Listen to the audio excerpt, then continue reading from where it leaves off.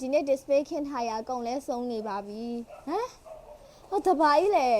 ချင်းမိုင်နေထည့်ရောက်ထားလားအစားသမီးစီလာခဲ့အောင်အစားလို့ ဟေးပုတုဘာဖြစ်လို့တော့ အစားပြောဒီမှာချင်းမိုင်နေကမရောက်တော့ဆိုဒီမှာဘာကြီးလဲချင်းမိုင်နေအများကြီးရောက်ထားပဲ အော်ပုတုလေဒီချင်းမိုင်နေပိတ်စတွေပြက်တာပုတုသိရမလား တည့်ရလေအားကြောင့်မို့သမီး customer ရောမရအောင်လို့သမီးကညင်လိုက်တာပေါ့ အော်မပူနဲ့အန်တီကနေပြီးတော့ဒီဂုံရင်ဝင်ရပါတော့ဒီချင်းမိုင်နေတောင်းဆိုကြတဲ့ customer တွေကများတယ်များတော့ခါကျတော့အန်တီကနေပြီးတော့ဇင်သွားပြီးတော့မှမရမကရှာဝယ်ပြီးတော့မှ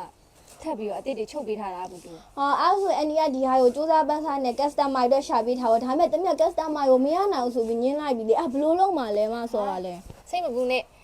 အမားတို့လေဒီ